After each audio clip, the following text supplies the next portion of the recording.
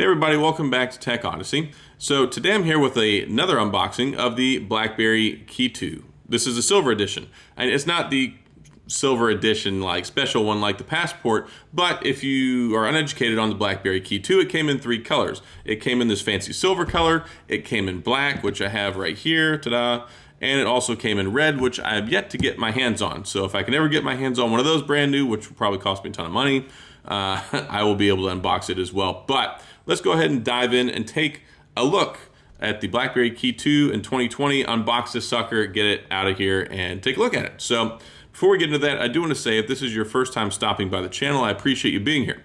If you enjoyed the video, please hit the like and the subscribe button and the little notification bell so you can get updates when new videos come out. Now let's get into the KEY2.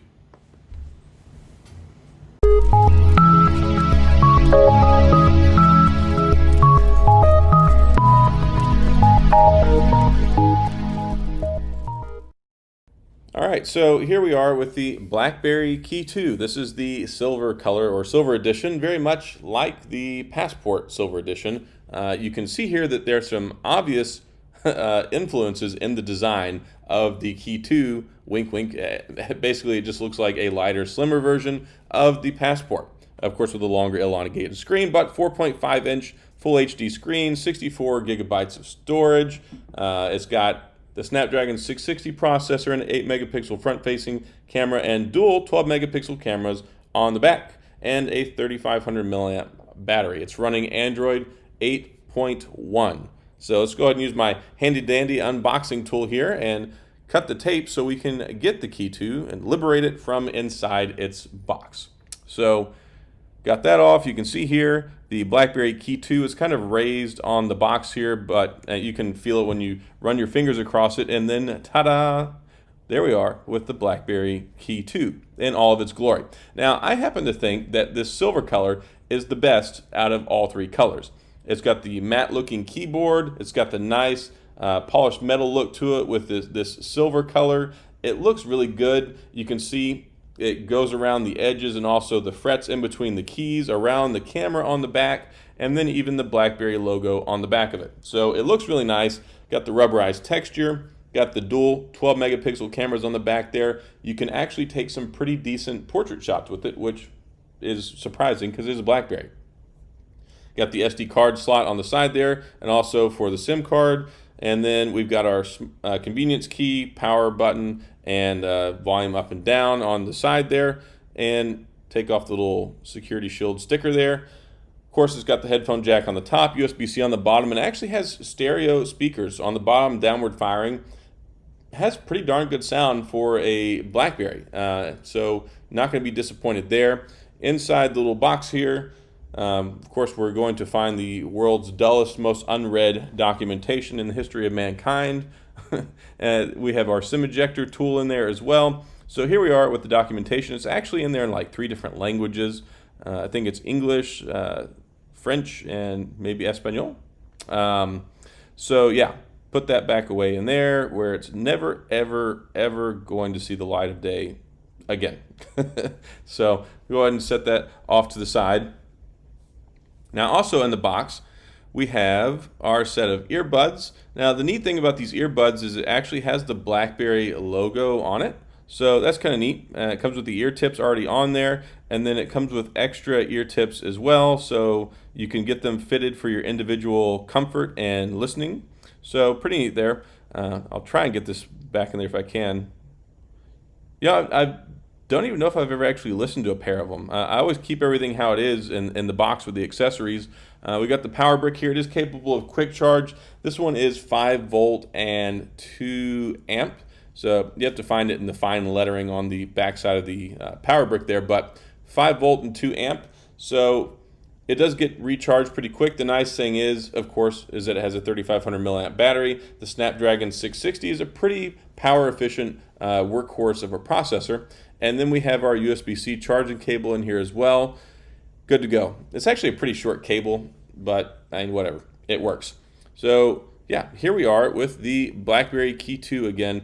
Like I said, I just think that it looks really, really sharp. Now I'll go ahead and get my black one here. We'll put them side by side. This leather case that I've got is actually from a company called TETDED, T-E-T-D-E-D. and I've had it for a long time. It actually works really well.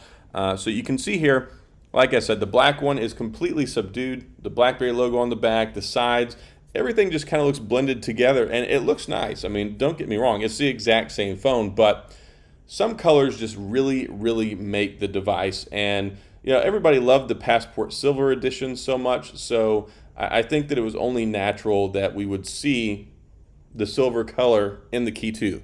Now, they had a silver Key 1 as well, but it just didn't look or feel the same. I mean, it was kind of more rounded. I never really liked the appearance too much, or the form factor on the Key 1. I mean, it was nice that we got the Android version of it, and of course we got the Key 2. The Key 2 did so much right and different, and built upon what the Key 1 did. So putting them side by side here, you can see it looks basically, I mean, identical, other than the fact that one's a square and the size of a passport, and the other one looks much more modern, elongated, designed for Android with the better aspect ratio on the screen instead of the 1:1. So it does, though. I mean, they very much look like each other. So I like that. I do love the Passport SE. I mean, it's a sharp looking phone. So having the silver edition, I mean, even the speaker, grates down on the bottom look the same. So I really like what BlackBerry Mobile did with this, and I wish we would have seen a Key 3, because I think that would have been awesome. But for what we got here with the Key 2, appearance-wise, form factor,